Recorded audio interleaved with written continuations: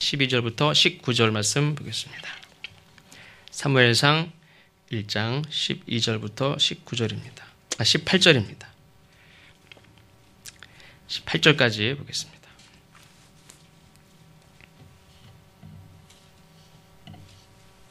한 절씩 교도하시고 마지막 절은 함께 읽겠습니다. 그들이 실로에서 먹고 마신 후에 한나가 일어나니 그때 제사장 엘리는 여호와의 전 문설주 곁 의자에 앉아 있었더라. 죄송합니다. 12절. 그가 여호와 앞에 오래 기도하는 동안에 엘리가 그의 입을 주목한즉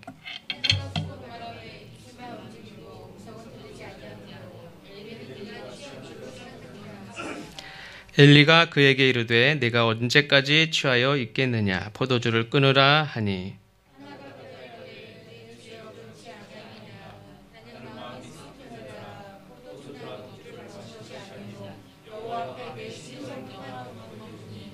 당신의 여종을 악한 여자로 여기지 마옵소서. 내가 지금까지 말한 것은 나의 원통함과 격분됨이 많기 때문이다 하는지라.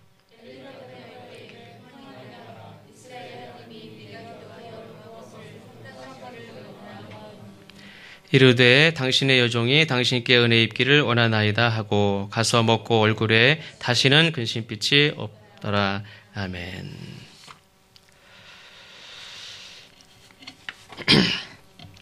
우리는 이 사사 시대의 끝, 영적으로 무능하고 무지한 제사장을 대표하는 또 상징하는 인물로 엘리 제사장이라는 인물을 우리가 잘 알고 있습니다. 그런데 어쨌든 그 엘리 제사장은 당대의 실로 성전의 대제사장입니다. 우리가 지금 후대에 영적으로 무지하고 무능한 죄악 가운데 있는 백성들을 책망하고 이끌어내지 못하는 그런 제사장으로 알고 있지만 어쨌든 그 당시에는 엘리 제사장은 최고의 영적인 권위를 가지고 있는 실제로 그 일들을 감당하고 있는 인물입니다.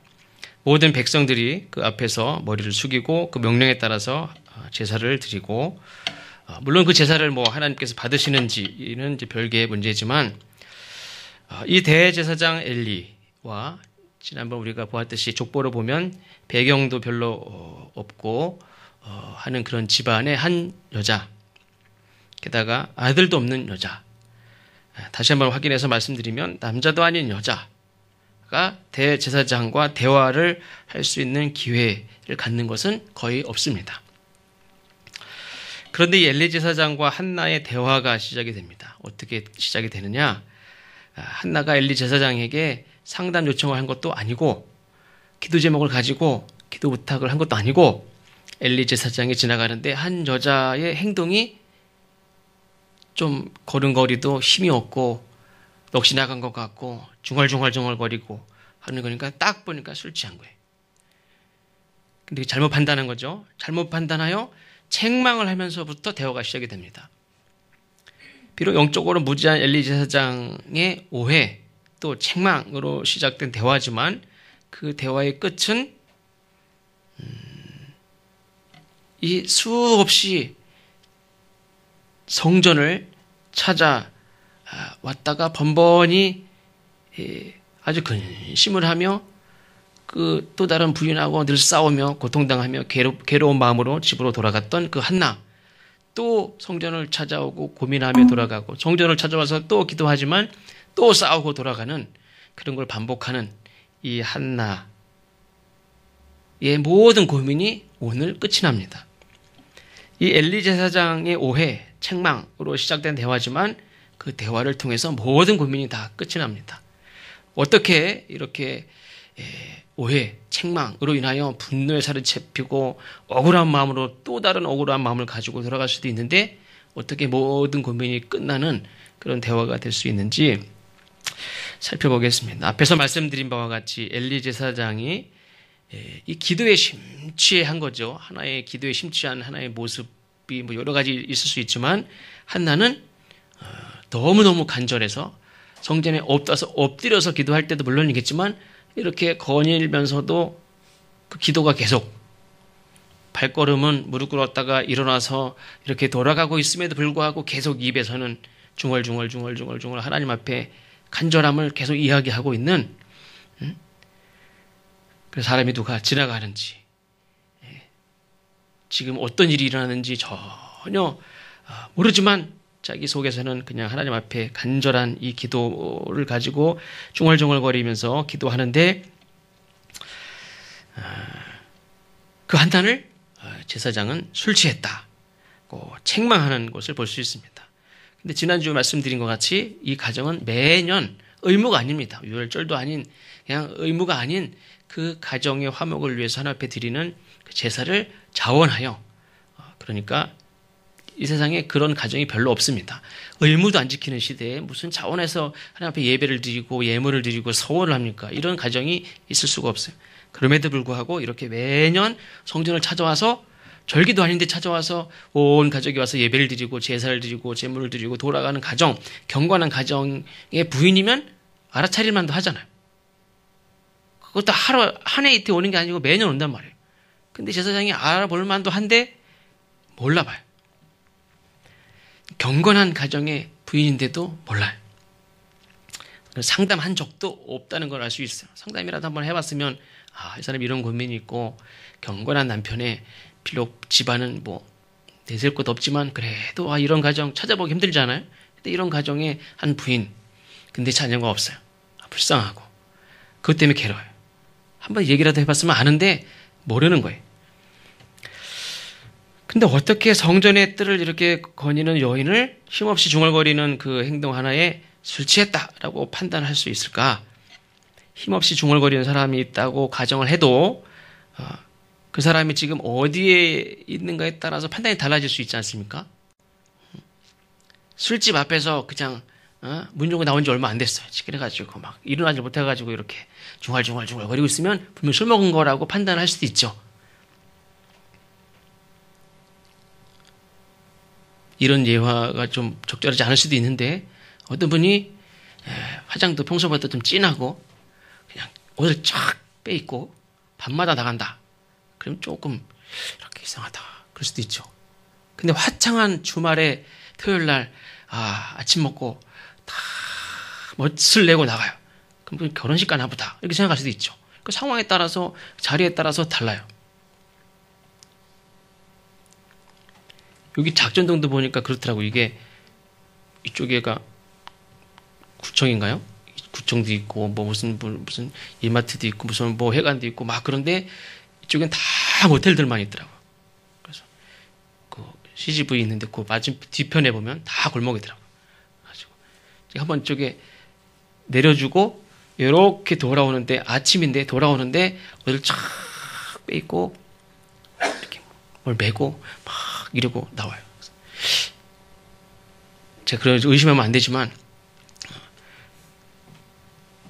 그러니까 상황에 따라서 그 자리에 따라서 의심을 할 만한 상황이 있고, 의심이 안 될 만한 게 있죠. 근데 단지 그냥 중얼중얼 거린다고 해서 술 취한 겁니까? 그렇지 않죠. 거기다가 지금 여기가 어디입니까? 성전이란 말이에요. 성전에서 만난 사람인데 그 여인을 딱 보자마자 중얼거린다고 술 취했구나, 이렇게 판단해요. 그렇게 판단할 사람이 누가 있습니까? 없죠. 그럼에도 불구하고 제사장인 엘리가 중얼거리며 지나가는 여인을 고민도 하지 않고 술 취했다고 판단하는 거. 이 실로 성전의 책임자며 영적인 권위자인 엘리도 사실은 성전에서 그런 꼴로 다니는 사람들을 많이 보고 지금 지내고 있다는 거예요. 그 시대가 그랬어요. 특히 엘리 제사장의 눈에 술 취한 모습으로 성전에 돌아다니는 그런 사람을 제일 많이 목격했는데, 그 사람 중에 하나가 누구냐면 자기 아들들도 둘이 다 제사장인데 늘 술에 취해 있고 늘 그냥 사고가 끊이지 않고, 그리고 그래서 엘리 제사장의 눈에는 성전에서 오고 가는 그런 사람들이 경건하고 신실하게 보이지 않았어요. 다 그렇게 보이지 않아요.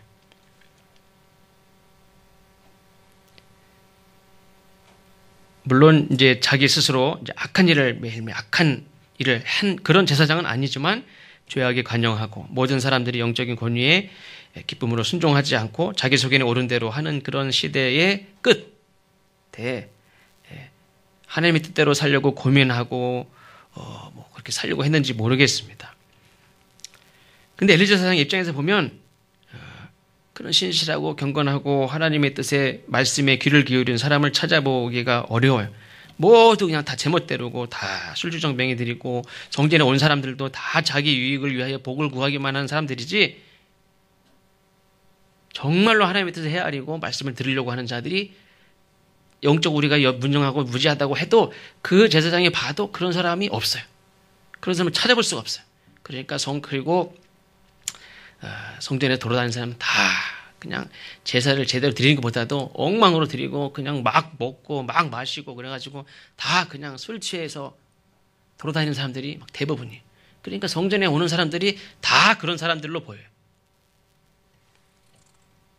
그래서 이 제사장의 눈에 성전을 찾아오는 사람들이 한 영혼 한 영혼이 불쌍히 여길 만한 그런 마음이 가는 영혼들이 아니라 다 마음에 안 드는 오히려 정죄의 대상이 되는 그런 사람들. 실제로 이 당시에는 제사장도 율법을 어기던 시대, 꺼리낌이 없던 시대, 제사를 드리고 지금 말씀드린 대로 음식, 포도주 이게 거룩하게 드려진 게 구별이 되지 않아요. 음리와 비느하스의 두 아들도 제사를 드리기도 전에 야 좀 내놔. 아직 제물로 드려지지도 않은 건데 물론 어떤 제물들은 드려지면 제사장에게 돌아가는 부분이 있어요. 제사 드리고 다 끝나면 자기에게 돌아와요. 근데 야 괜찮아 줘. 자기가 막 가져가는 시대. 마음대로 막 나눠 먹고 과식을 하고 과음을 하고 늘 성전에는 이 술 취한 사람들이 늘 있는 그런 시대예요. 술 취한 사람들로 인해서 사건 사고가 끊이지 않는 곳, 그곳이 성전이에요. 그러니까 성전에서 만난 여자가 그냥 종알종알 거리니까 다 그런 여자로 보이는 거예요. 술 취했구나. 그냥 바로 단정을 했어요. 게다가 엘리 제사장은 한나를 향하여 14절에 보니까 엘리가 그에게 이르되 내가 언제까지 취하여 있겠느냐 이렇게 얘기합니다. 언제까지 취하여 있겠느냐. 이 말은 처음 보는 게 아니란 말이에요. 그냥 중얼중얼 거리면서 보는 게 몇 번째예요. 그러니까 너 언제까지 좀 그럴래? 근데 그 전까지 물어본 적도 없고 왜 그런지도 모르고 그 실제 중얼거리는 게 술 취한 게 아니라는 것도 이게 술 취했구나 라고 판단한 게 이미 오래됐어요. 술 취한 여자로 여긴 지가 오래됐어요. 한나의 상황을 전혀 모른다는 걸 알 수 있습니다. 그럼에도 불구하고 책망하는 엘리 제사장. 그런데 한나는 그런 어이없는 책망에 대해서 어떻게 대답을 합니까? 공손하게 대답을 합니다. 15절에 보니까 한나가 대답하여 이르되 네 주여. 그런데 아닌 건 아니라고 또 단호하게 대답을 합니다. 네 주여 그렇지 아니하니이다. 자기가 술 취한 것이 아니라 하는 사실을 우리는 이런 때에 어떤 마음이 더 가득해집니까? 내가 술 취했다고? 내가 술 취한 게 아닌데 술 취했대요. 애들도 아니고 거기 대제사장이 나를 그렇게 여겨요. 이게 말이 됩니까? 다른 사람도 아니고 대제사장이 나보고 술 취했대. 언제까지 술 취했냐고 그리고 다닐 거냐고 뭐라 그래요. 이거에 분한 마음에 사로잡히기가 쉬워요. 난 아니야. 나 술 취한 게 아니라고. 난 술 취한 게 아니라는 그 마음에 막 사로잡히기가 쉬워요. 그래서 본래 내가 성전에 찾아온 이유도 다 잊어버리고 하나님을 붙들려고 하는 그 마음도 다 잃어버리고 내가 술 취해서 나를 그렇게 봐? 이 마음에 막 사로잡혀가지고 원래 성전을 찾아온 마음을 다 잃어버리기가 쉬워요. 그런데 이 한나는 자기가 왜 괴로운지를 딱 얘기합니다. 네 주여. 그게 아닙니다. 하고 그 아니라는 억울한 거를 붙잡히지 않고 내가 왜 이런지를 이제 이야기를 합니다. 첫째는 자기가 왜 이렇게 괴로운지. 나는 마음이 슬픈 여자라. 포도주나 독주를 마신 것이 아니요 여호와 앞에 내 심정을 통한 것뿐이오니 통하다는 것은 사실은 막 쏟아냈다는 거예요. 술을 많이 마신 분은 쏟아 붓죠 막. 뭘 마셔도 막 안 취한대. 소주를 2병, 3병 마셔도 4병 마셔도 안 취한대요. 안 취하는 사람이 있어요. 그 쏟아부은 사람이 너무 괴로워 막 쏟아부어요. 막. 그래서 이 한나는 하나님 앞에 막 원망을 쏟아낸 것도 아니고 술을 쏟아부은 것도 아니고 하나님 앞에 억울함을 하나님 앞에 괴로움을 다 쏟아낸 거예요. 그렇게 하나님 앞에 오랫동안 기도한 거예요. 그렇게 하나님 앞에 다 쏟아내듯이 기도합니다. 그러면서 두 번째로 이 엘리 제사장이 하는 말은 당신의 여종을 악한 여자로 여기지 마옵소서 이렇게 얘기합니다. 경건한 여자인데 사실은 경건한 부인인데 악한 여자로 여긴단 말이에요. 나를 악한 여자로 여기지 말아주십시오. 누가 봐도 경건한 부인인데 그거를 딱 봐도 알아차릴 만한데 그것도 모르고 오히려 악한 여자로 딱 판단을 하고 책망을 합니다. 이 악한 여자는 히브리어로 바트 블리알이라고 하는데 이 벨리알의 바트 블리알은 벨리알의 딸이라는 뜻입니다. 벨리알의 딸. 벨리알은 뭐냐면 사탄의 다른 이름입니다. 마귀, 사탄, 이 사탄의 자식아, 마귀 자식아. 이런 거랑 똑같은 거예요. 이 마귀의 딸아 하는 것과 똑같아. 근데 엘리 제사장이 한나를 벨리알의 딸이다 이렇게 저주하듯이 책망을 하는 거예요. 우리가 딱 보면 사실 마귀 자식같이 행동하는 게 누굽니까? 자기 아들들이 어떻게 하고 다니는지 전혀 모르면서 경건한 부인을 잘 알지도 못하면서 이 벨리알의 딸아, 이 사탄의 딸아 이렇게 얘기하고 있어요. 만약에 본인은 무지해서 모르지만 다른 사람들은 쉬쉬해서 그렇지 다 알 수도 있어요.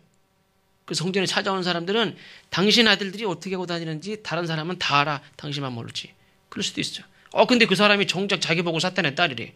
당신 아들들이 지금 어떤데? 그렇게 생각할 수도 있어요. 내가 확 말해버릴까? 이렇게 할 수도 있어요. 엘리가 한나를 그렇게 쉽게 판단하는 것은 분명히 겉으로 보여지는 행동을 보고 외모로 판단했기 때문이죠. 당대 최고의 영적인 권위자도 역시 외모로 판단하고 있구나. 근데 하나님은 중심을 보신다 하는 것을 우리는 늘 생각할 수밖에 없죠. 근데 이 엘리 제사장뿐만 아니라 우리 모두가 사실 외모와 보여지는 행동만으로 판단하기 쉽습니다. 사실 이스라엘 민족도 이스라엘의 첫 왕을 달라고 왕을 선택할 때도 외모를 보고 선택을 했지 않습니까? 보여지는 면만 보고 딱 저 사람이다. 고민할 것도 없어요. 딱 저 사람이에요. 그래, 딱 세웠어요. 선택할 때는 진짜 고민이 하나도 안 되고 그냥 확실하게 저 사람이다. 확신이 돼서 세웠는데 나중에 보니까 아니에요. 지금 이 한나의 아들 사무엘이 나중에 사울 왕을 이을 왕을 세우기 위해서 이세 아들들을 다 큰 아들부터 면접할 때도 몇 차례나 하나님의 판단과 다른 판단을 하지 않습니까? 딱 보니까 이 사람이 저 사람이죠. 아니다 이놈아. 딱 보니까 이 사람 같은데 아니래요. 사무엘도 그렇게 외모로 다 판단이 됐던 사람 중에 한 명이죠. 우리 모두는 이 보여지는 거에 참 쉽게 판단이 됩니다. 공손하지만 단호하게 아닙니다. 저를 악한 여자로 여기지 마십시오. 내가 이렇게 괴로워서 그렇습니다. 이렇게 얘기하는 한나의 말에 엘리 제사장이 미안하다고 하는 말도 한마디도 안 해요. 그러면 무슨 일 때문에 그러느냐 묻지도 않아요. 그리고 바로 무슨 말을 합니까? 엘리가 대답하여 이르되 17절 평안히 가라. 지금 평안히 가게 생겼습니까? 자기가 한 말이 있는데 지금 다 그냥 뒤집어 놓고 열받게 만들어 놓고 무슨 말도 되지 않는 말로 해놓고선 평안히 가래. 어쨌든 평안히 가라. 이스라엘의 하나님이 내가 기도하여 구한 것을 허락하시기를 원하노라. 아멘. 말도 안 되는 말을 앞에 다 해놓고서 나중에 평안히 가라. 하나님이 내 기도를 들으실 것을 구한다. 근데 그 말에 한나가 아멘을 했다는 거예요. 미안하단 말도 안 하고 원통하고 괴로운 사정을 뭐냐 물어보지도 않고 자기가 지금 나를 들었다 놨다 막 다 이러밖에 해놓고선 말 한마디도 안 하고 안 한 척 평안히 가라 축복을 빌면서 가라는 거예요. 다분히 습관적인 축복 기도예요. 근데 한나는 그 축복의 말을 믿음으로 받습니다. 형식적이고 즉흥적인 축복 선언을 한나는 지금까지 고민하고 원통해하던 모든 고민에 대한 응답이 이거구나 이렇게 딱 봤습니다. 한나는 자기가 그걸 의식했는지 모르겠지만 배경도 없는 집안의 한 가정에 별 볼 일 없는 남편의 그것도 아내가 둘인데 그 중에 한 사람 게다가 아들도 없는 여인 근데 영적으로도 무지한 이 제사장이 자기를 하나도 알지도 못하면서 그냥 이랬다 저랬다 말하는 그런 제사장이 근데 한나에게 들려지는 그 말은 저 제사장의 말이 아니라 하나님이 주시는 응답이었어요. 저 제사장의 말이 아니라 하나님이 한 가정의 두 아내 중에 한 사람인 나 이 여자 개인적인 차원으로 내가 아닌 이스라엘의 하나님이라고 하면서 그 엘리 제사장이 알고 그랬는지 모르겠는지 모르지만 그냥 하나님이 너 이 세상에 얼마나 많은 사람이 있습니까? 그래 너 불쌍히 여길 테니 네 기도 들어줄 것이다 이렇게 얘기가 아니라 이스라엘의 하나님이 너의 기도를 굳이 이스라엘의 하나님이라고 얘기하지 않아도 될 것 같지 않습니까? 한나 입장에서도 굳이 이스라엘의 하나님이 아니더라도 상관이 없어 그냥 아들만 주시면 돼요. 근데 엘리 제사장이 이스라엘의 하나님이 너의 기도를 들으실 것이다. 내 집안의 문제, 내 남편과 저 둘째 부인 사이에 발생하는 갈등, 아픔을 풀어줄 수 있는 해답, 그 차원에서 아들이 필요하다고 생각할 수 있지만 하나님께서는 늘 한 사람이지만 모든 백성을 향한 그런 뜻 가운데 한 사람, 이스라엘 민족을 생각하시면서 한 사람, 그 한 사람을 세운다는 거예요. 나는 그냥 내 가정에 이름도 없고 집안에 배경도 없는 그 집안에 그냥 내 이 원탕을 풀어줄 수 있는 그런 아들 하나면 되는데 하나님은 차원이 이스라엘의 하나님, 이스라엘 민족 가운데에서 하나님이 세우시는 한 사람을 지금 생각하고 계시는 거예요. 나는 그냥 내 가정의 아들 하나인데 어머니로서 그냥 내 아들 하나 생각하는데 하나님은 그래 이 아들이 네 아들일 수는 있지만 내가 너를 통해서 낳는 이 아들, 이 한 사람은 이스라엘 역사를 앞으로 내다보면서 한 사람을 세운단 말이에요. 그러니까 하나님 늘 이스라엘의 하나님, 모든 열방과 모든 민족 가운데 한 사람을 누구를 통해서 기도하는 너를 통해서. 근데 이 사람은 그냥 내 아들, 우리 가정의 한 아들이라고 생각할지 모르지만 하나님은 그렇지 않다는 거예요.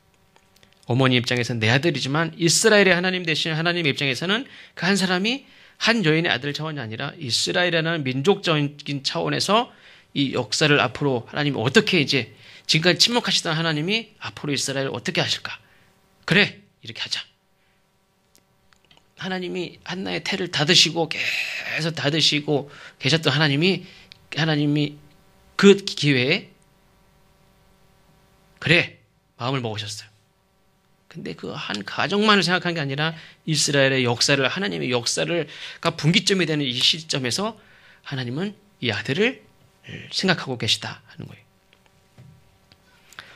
그러니까 엘리 제사장이 물론 이제 그런 의미를 가지고 뜻을 가지고 이야기를 하지 않았겠죠. 큰 틀에서 보면 그러나 사무엘이 세워짐으로 인해서 사사 시대에 끝나고 하나님의 역사가 시작되는 그 시점에 있는데 엘리 제사장 입장에서 보면 사사 시대를 이끌어가는 대표는 엘리 제사장이에요. 그런데 엘리 제사장의 가문은 이스라엘의 하나님이 너에게 아들을 주실 것이다 하는 그 시점으로부터 자기의 가문은 끝나는 거예요. 사무엘의 시대가 오고 있어요. 자기는 그걸 알고 있는지 모르지만 자기가 그렇게 축복 기도하는 순간 하나님의 역사가 바뀌면서 자기는 이제 사사 시대의 끝을 어리석은 자무능한 인물로 마감하는 대표적인 인물이 됐어요. 이스라엘을 위한 대제사장 엘리는 뒤로 물려집니다. 사무엘을 통해 이스라엘을 이끌어가는 역사가 새롭게 시작이 됩니다. 자기는 자기 입으로 이스라엘의 하나님이라고 말은 했지만 자기의 시대가 끝이 나고 있다는 것을 모릅니다. 만약 알았다면 그렇게 얘기하겠습니까? 못하겠죠. 어쨌든 한나는 자기의 간절한 기도에 대한 하나님의 응답이 자기 개인적인 차원뿐만 아니라 이스라엘의 그런 지금 심각한 상황, 문제에 대한 하나님의 응답인 거예요.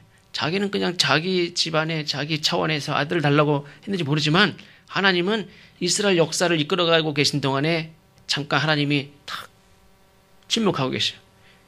그 기간이 길 짧지가 않아요. 심각한 상황에 아무도 모르고 하나님이 이스라엘 백성들의 간절한 하나님을 향한 그런 갈급한 상황 가운데서 하나님의 그래 새롭게 하나님이 역사를 이끌어 나가시는 그런 응답이 이 아들을 통해서 이제 새로운 역사가 시작되는 것을 알 수가 있습니다. 실제로 한나의 간절한 기도에 응답하여 아들을 주시는 하나님, 그 아들을 통해서 이제 하나님이 무슨 일을 이루십니까? 새로운 역사에 새로운 왕을 기름 부어 세우는 그 역할을 이제 사무엘을 통해서 하나님이 하시는 것을 볼 수가 있습니다. 이스라엘 역사를 실제로 차곡차곡 이끌어가는 인물이 된다는 거예요. 나는 그저 나의 원통함을 풀어줄 아들을 원했는데, 그리고 나는 그저 그냥 그 아들이 작게라도 하나님을 위해서 살면 좋겠다 하는 마음으로 아들을 드리겠다고 서원을 했을 뿐인데, 이스라엘의 하나님께서는 그 아들을 실제로 이스라엘을 회복하는 도구로 사용하신다 하는 것입니다.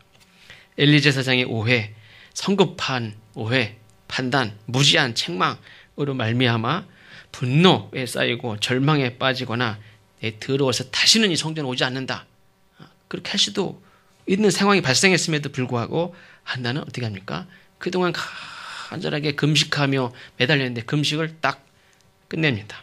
그리고 기쁜 마음으로 음식을 먹고 얼굴에 가득했던 수심을 싹 걷어내고 제사장 말대로 평안히 기쁨으로 돌아갔습니다. 왜 그러냐면 하나님을 만났기 때문에 그래요.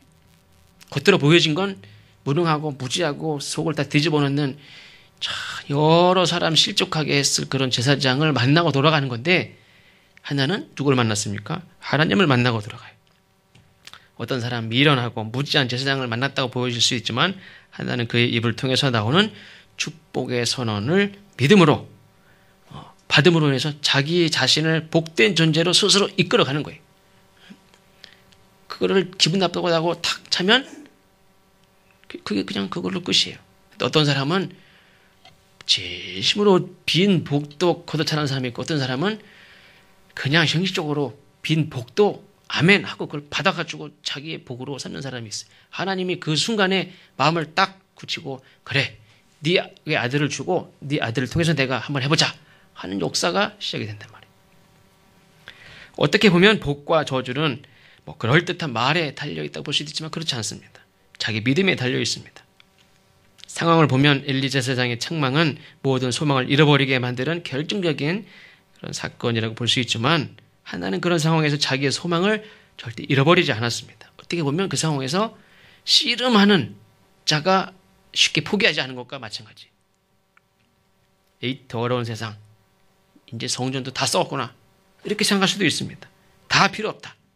그리고선 다 포기할 수도 있지만, 그렇게 하면 끝이죠. 근데 하나님은, 한나는 하나님을 향한 자기의 신실함도 포기하지 않았고, 마치 저는 그런 생각을 했습니다. 야곱이 천사를 붙잡고 막 씨름할 때 그 붙잡았던 것을 천사가 안 되겠다, 나름 밝아오고, 그래서 그냥 확 때려가지고 골반뼈가 확 부러졌어요. 그랬으면 하면서 놓쳤을 수 있는데 놓지 않았다고 그랬죠. 막 그 매달려서 그 붙잡았던 그거를 놓지 않고 끝까지 붙들었듯이,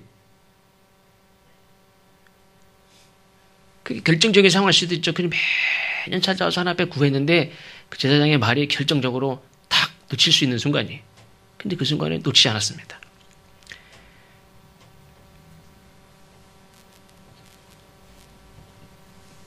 자기 딸이 아파서 예수님에게 막 딸을 고쳐달라고 했을 때, 이 수르보니게 이 여인에게 예수님이 어떻게 했습니까? 개로 비유를 했죠. 근데 어떻게 했습니까?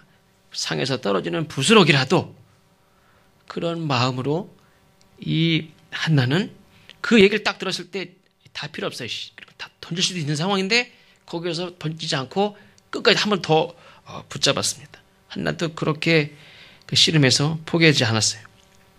야곱에게 이스라엘이라는 이름을 주셨던 그 하나님께서, 이제 이스라엘의 하나님께서 한나의 태를 닫으셨던 그 하나님께서 이제 마음을 돌이켜서 한나의 태를 열고 이스라엘 역사를 새롭게 이끌어 가야겠다 하는 마음을 다 가지시고 그 계기가 됐습니다. 그러니까 우리도 그래요. 하나님이 그렇게 오랫동안 침묵하시고 어떻게 할까 침묵하시던 하나님이 새롭게 결심하게 만드는 그 계기가 이 순간이었어요.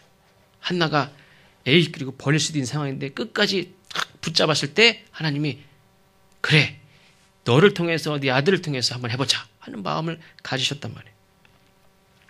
그 임무를 준비하셨습니다. 이 모든 것이 침묵하고 계심으로 인해서 아무도 하나님을 경험하지 못하는 그런 시대임에도 불구하고 한나는 하나님을 경험했습니다. 하나님의 음성이 희귀한 시대. 그렇지만 한나는 간절한 소망으로 믿음으로 그 끈을 놓지 않고 결국에는 하나님의 음성을 들은, 얼마나 하나님이 귀합니까? 내가 직접 얘기하지 않았는데 그 하나님의 말씀으로 자기가 들어가지고 그렇게 믿음으로 사니 하나님이 얼마나 귀하게 보이겠어요. 하나님의 복을 끌어서 자기 걸로 만들어서 그렇게 하나님이 그걸 보고 마음을 움직이시고 새로운 역사를 하나님을 결심하게 하는, 하나님을 움직이게 하는 그렇게 하나님을 만나는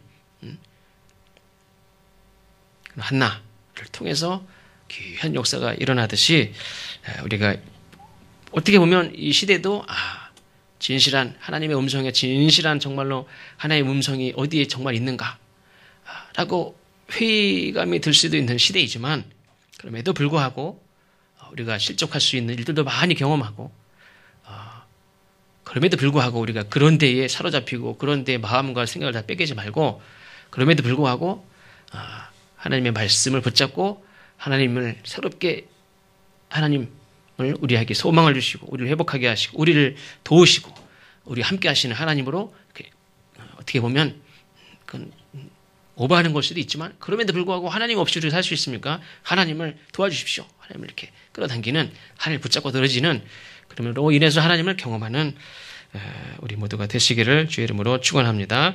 기도하겠습니다. 하나님 감사합니다.